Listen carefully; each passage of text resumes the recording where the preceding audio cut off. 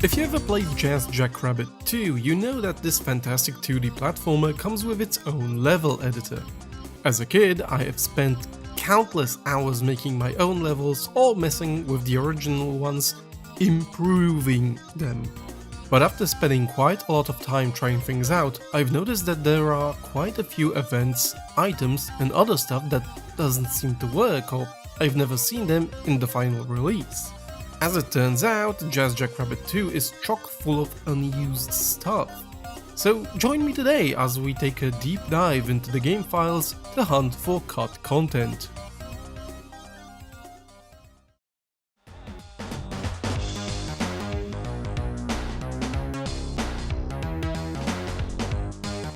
First up, we have the laser shield, which can be found in the pickups shields category, but when placed in a level will not spawn anything. But it is fully functional. To get it, you simply need to type in the cheat code JJ Shield 4 times, cycling through available ones. Unlike the other free shields, it does not fire a projectile, but rather shoots in a horizontal line, destroying everything, even through walls. It was probably cut from the game due to being, well, extremely overpowered. In the pickups, there are two completely non-functional items called Max Weapon and Auto Fire. When placed in the editor, they spawn nothing. It is unclear what these power-ups were supposed to do. It's possible that Max Weapon upgraded all of your weapons all at once, as it's in the same category as those, and Auto Fire could possibly set your rapid fire to the maximum value. Out of all the regular power-ups, the TNT power-up does not work, instead spawning an invisible block that you can push around. However, detonating it with the TNT will give you TNT ammo. There's also an unused sprite of a TNT crate, which would probably work like the other ammo crates in the game. Speaking of weapon power-ups, the Electro Blaster power-up is 100% functional but never actually used in the official levels. You can normally spawn it, break it and it will upgrade your weapon, but it only changes the HUD color. There's also the main Blaster power-up. It always shows Jazz's Blaster but works on both Jazz and Spaz. The game files do contain animations of the Spaz Blaster power-up, however, they were unused. The Fast Feet event spawns a sprite of shoe with wings. You can pick it up, but nothing happens. It is likely that this pickup was supposed to work like the Fast Feet in the original game, but was abandoned for some reason. The Freeze Enemies pickup looks like an hourglass and suggests that it would freeze the enemies on the screen, but it does the exact opposite, freezing the player for a moment. Extra Time has exactly the same sprite as the stopwatch, which extends your shield time, but Extra Time does nothing once collected. It suggests that the earlier version of the game might have had a time limit on levels like the original one, but the feature was dropped. Lava and Fire events also do nothing when placed in level. Another non-functional event is the Slide, which could have been two things. Either making slippery surfaces, or it could be linked to the unused slide tiles in the castle tile set, but no animations of Jazz or Spaz sliding are present in the game. Rec Gems stand for rectangular gems, which were cut from the game but were present in the OM version files, or the prototype. There's also a number of unused animations in the game files, one of the more interesting ones being the 3D sprites of Jazz, Spaz and the bird character, which resemble the ones used in the 3D bonus stages from the original game. And if that's not enough, there's even two unused music tracks called Bonus 2 and Bonus 3, both of which are remixes of the original bonus theme from the first game.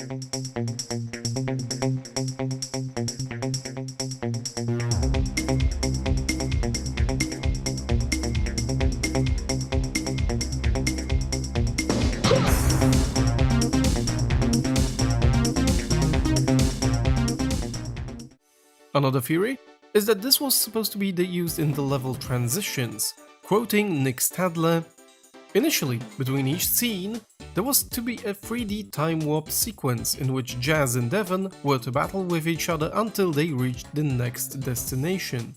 Arjan actually coded a 3D sequence for it which looked pretty damn cool, we just couldn't make it work."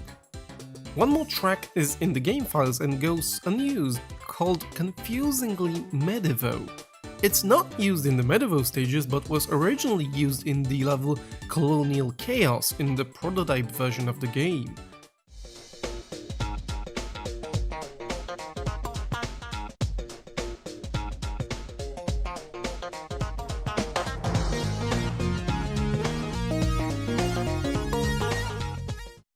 There are also animations of Jazz and Spaz shooting upwards while jumping and holding the gun up at an angle. These suggest that developers considered a more freeform shooting mechanic similar to games like Contra. Hiding in the unused animations are also Jazz and Spaz animations of walking into a door, grabbing onto ledges, and pulling up, but there's also a complete set of animations of Jazz and Spaz without weapons. These are connected to a boss character that never made it into the final version, but his event is still listed in the editor as Tweedle. Nick Stadler, the game's animator, said in an interview, "The Alice in Wonderland boss scene was supposed to be a dual boss scene between Turtle D and Turtle Dum. One of them was supposed to steal your gun, and your objective was to trick them into shooting and killing each other, hence the animations of Jazz and Spaz without guns. This broke the flow of the game, so we removed it." Tweedle has a complete set of animations in-game, but will not spawn properly into a level. There's also an unfinished psych level called Far Out, which has a small layout, no enemies, and a warp that crashes the game. It curiously has a small arena which could have possibly been used to fight Tweedle. Two more bosses go unused but are more or less functional, Billsy and Rocket Turtle. Billsy actually made it into the game, but not in the initial release. He's a fireball throwing demon that's really difficult to beat as he shoots fireballs that seek you and do 2 points of damage. He was later reused in the Holiday Hair edition of the game, with his artwork reworked to fit the Christmas theme. He was probably cut due to the high difficulty. Confusingly, in the enemy sections you can find a character called Rocket Turtle.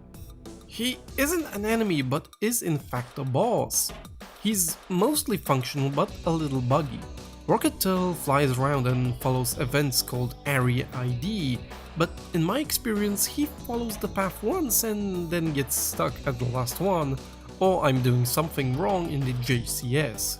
Besides that, he has full animations, AI, and somewhat works.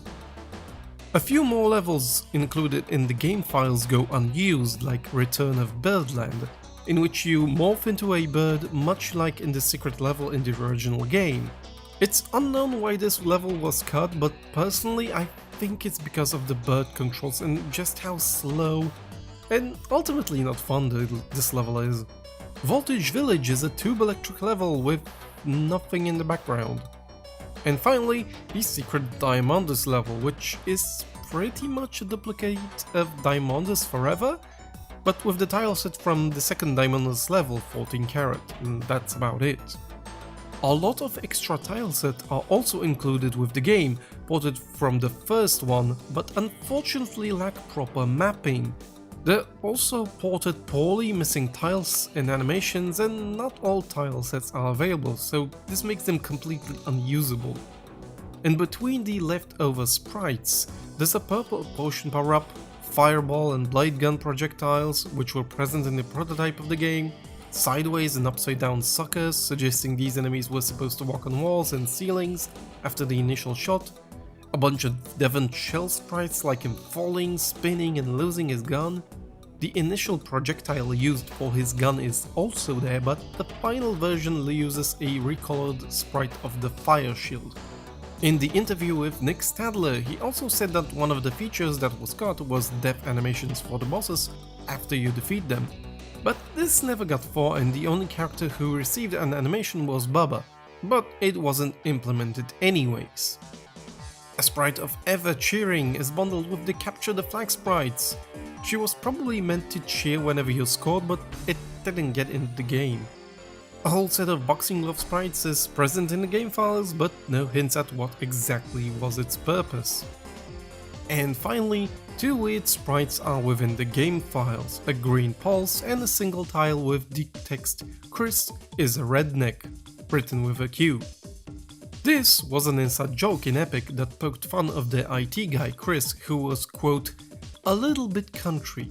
He's hardly full-on deep south middle of nowhere Alabama redneck, but he's definitely outskirts of Washington DC redneck, and proud of it." And that's pretty much it. In conclusion, a lot of this stuff feels like the developers initially were porting mechanics and ideas from the original game and then dropping them because of various reasons, like the 3D bonus stages, time limits which existed in the original game, bird levels and whatnot. It also looks like there were a lot of ideas for different mechanics, but only graphics for them exist. Maybe they were just concepts that got animated, or maybe they got scrapped in the middle of implementing. We'll never know. Thanks for watching. Hope you enjoyed it and learned maybe a thing or two about a game from your childhood. TRG out.